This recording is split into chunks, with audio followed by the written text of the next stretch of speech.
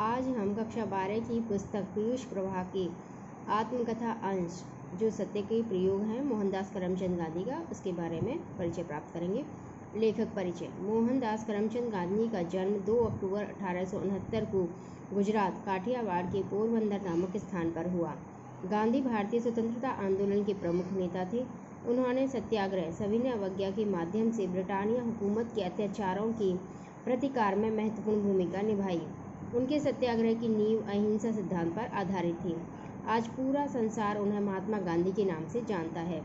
नेताजी सुभाष चंद्र बोस ने 6 जुलाई 1944 को Rangoon radio से गांधी के नाम जारी प्रसारण में उन्हें राष्ट्रपिता कहकर संबोधित करते हुए आज़ाद हिंद फौज के लिए उनका आशीर्वाद और शुभकामनाएं मांगी थी। देश में प्रतिवर्ष उनका जन्म दिवस गांधी जयंती और विश्व में अंतर्राष्ट्रीय अहिंसा दिवस के रूप में मनाया जाता है। इनका निधन 30 जनवरी 1948 को हुआ। पाठ परिचय। इस पुस्तक में महात्मा गांधी द्वारा लिखित सत्य के प्रयोग अथवा आत्मकथा की काशीनाथ त्रिवेदी द्वारा अनुदित कुछ अंशों का संकलन है। पाठ का सभ्य पोशाक में अंश जहां विद्यार्थियों को छद्म आकर्षणों से परे रहकर विद्यार्थी बनने की सलाह देता है, वहीं बलवान से भिड़ंत में अन्याय से डटकर मुकाबला करने की हिम्मत बनती है। आत्मिक शिक्षा हमें संयम और आत्मनिर्माण के लिए प्रेरित करती है। शांति निकेतन अंश में गांधी जी ने भारतीय जीवन मूल्यों से ओत-प्रोत संस्कार, सहयोग व समरसता से साक्षात्कार कराया है। तो गांधी का खादी का जन्म में स्वावलंबन एवं स्वदेशी की महत्ता उजागर की है। इस प्रकार गांधी जी की आत्मकथा हमें सात्विक एवं सार्थक जीवन जीने के लिए प्रेरित करती है। सभ्य पोशाक में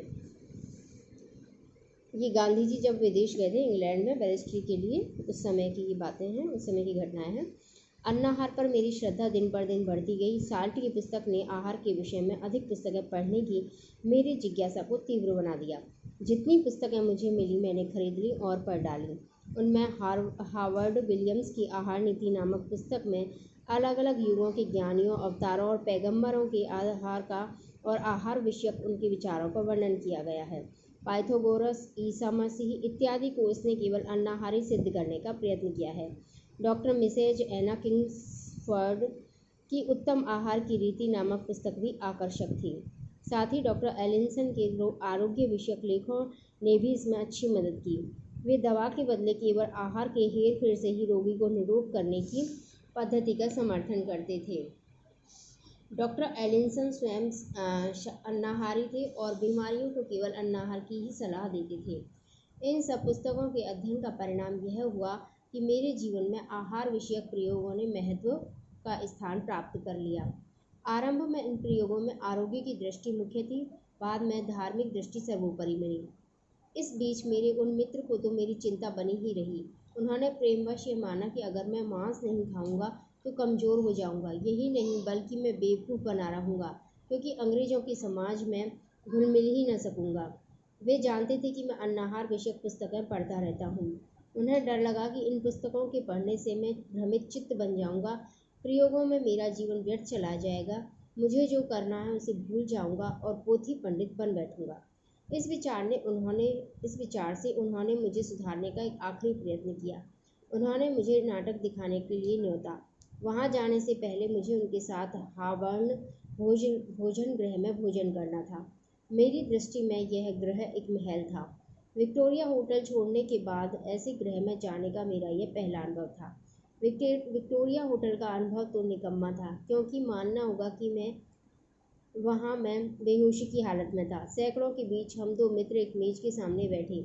मित्र ने पहली प्लेट मंगाई, वह सूप की थी। मैं परेशान हुआ, मित्र से क्या पूछता। मैंने तो परोसने वाले को अपने पास बुलाया। मित्र समझ गए, चिढ़कर मुझसे पूछा, क्या है?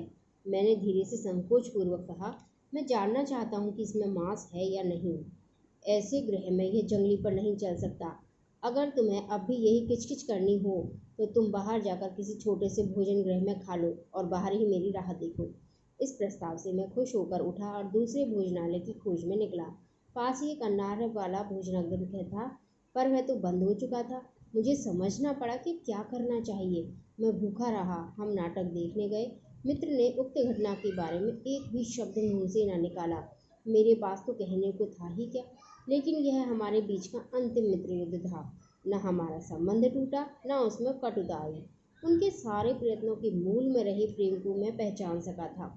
इस कारण विचार और आचार की भिन्नता के रहते हुए भी उनके प्रति मेरा आदर बढ़ गया। यानी कि गांधी जी इसमें कहना चाहते हैं कि उनके जो मित्र थे वो उनसे इतना प्रेम करते थे कि वो नहीं चाहते थे कि वो किसी कारण से कमज़ोर हो जाएं या फिर अस्वस्थ हो जाएं, इसलिए वो उनसे मांसाहार के लिए कहते थे। और वो ये समझते थे कि अंग्रेजी अगर समाज में घुलना मिलना है तो उन्हें मांसाहार खाना सीखना ही होगा।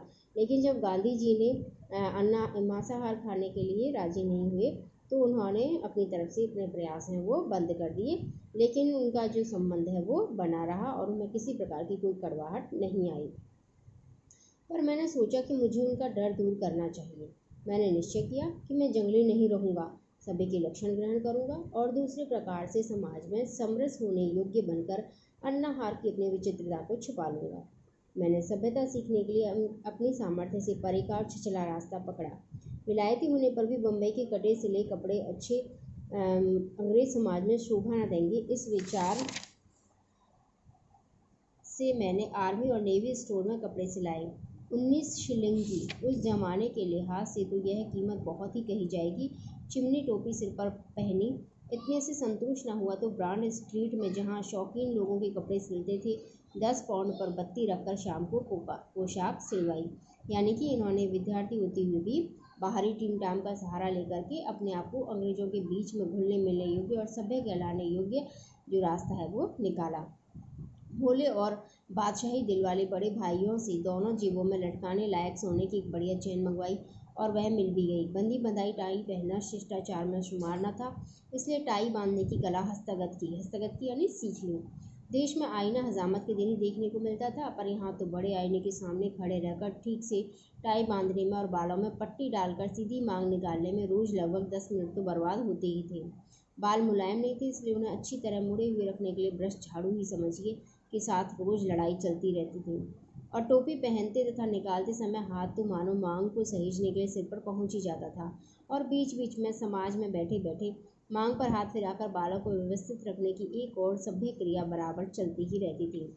पर इतनी टीम टाम ही काफ़ी न थी। अकेली सभ्य पोशाक से सभ्य थोड़ी ही बना जा सकता था। मैंने सभ्यता के दूसरे कई बाहरी गुण भी जान लिए थे और मैं उन्हें सीखना चाहता था। सभ्य पुरुष को नाचना जानना चाहिए, उसे फ्रेंच अच्छी तरह जान लेनी चाहिए, क्योंकि फ्रेंच इंग्लैंड के पड़ोसी फ्रांस की भाषा थी और सारे यूरोप की राष्ट्रभाषा भी थी और मुझे यूरोप में घूमने की इच्छा थी। इसके अलावा सभ्य पुरुष को लच्छेदार भाषण करना भी आना चाहिए। मैंने नृत्य सीखने का निश्चय किया। एक कक्षा में भर्ती हुआ। एक सत्र के करीब 300 पाउंड जमा किए। कोई 3 हफ्तों में करीब 6 सबक सीखे होंगे। पैर ठीक से तालबद्ध पड़ते न थे। पियानो बजता था पर वह क्या कह रहा है कुछ समझ में नहीं आता था। 1 2 3 चलता, पर उसके बीच का अंतर तो वह बाजा ही बताता था जो मेरे लिए अगम्य था। तो अब क्या किया जाए? अब तो बाबा जी की बिल्ली वाला किस्सा हुआ। चूहों को भगाने के लिए बिल्ली, बिल्ली के लिए गाय, और बाबा जी का परिवार बढ़ा, उसी तरह मेरे लोगों का परिवार भी बढ़ा। वायलिन बजाना सीख लूँ तो सुर और ताल का ख्याल हो जाए। 3 पाउंड वायलिन खरीदने में गंवाए और कुछ उसकी शिक्षक के लिए भी दिए। भाषण करना सीखने के लिए एक तीसरे शिक्षक का घर खोजा। उन्हें भी एक गिन्नी तो भेंट की ही थी। बेल की स्टैंडर्ड एलोक्यूशनिस्ट पुस्तक खरीदी। पिट का एक भाषण शुरू किया। इन बेल साहब ने मेरे कान में घंटी यानी बेल बजाई। मैं जागा। मुझे कौन इंग्लैंड में जीवन बिताना है? लच्छेदार भाषण करना सीखकर मैं क्या करूँगा? नाच नाच कर मैं सभ्य कैसे बनूँगा? वायलिन तो देश में भी सीखा जा सकता है। मैं तो विद्यार्थी हूँ, मुझे विद्या धन बढ़ाना चाहिए। मुझे अपने पेशे से संबंध रखने वाली तैयारी करनी चाहिए। मैं अपने सदाचार से सभ्य समझा जाऊँ तो ठीक है, नहीं तो मुझे यह लोभ छोड़ देना चाहिए। इन विचारों की धुन में मैंने उपर्युक्त आशय के उद्गारों वाला पत्र भाषण शिक्षक को भेज दिया। उनसे मैंने 2 या 3 ही पाठ पढ़े थे। नृत्य शिक्षिका को भी ऐसा ही पत्र लिखा। वायलिन शिक्षिका के घर वायलिन लेकर पहुंचा। उन्हें जिस दाम में भी वह विके बेच डालने की आज्ञा दे दी। उनके साथ कुछ मित्रता का सा संबंध हो गया था।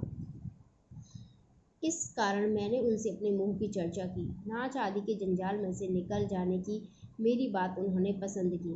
सभ्य बनने की मेरी यह सनक लगभग 3 महीने चली होगी। पोशाक की टीम टाम तो बरसों चली, पर अब मैं विद्यार्थी बना। यानी कि इस के माध्यम से, इस आत्मकथा के माध्यम से गांधी जी कहना चाहते हैं कि विद्यार्थियों को बाहरी जो चमक दमक है और बाहरी जो सभ्यता की कोशिशें हैं उन पर कोई ध्यान नहीं देना चाहिए। बस अपने विद्या धन के अर्जन पर ध्यान देना चाहिए और यही सिखाना उनका उद्देश्य है। धन्यवाद।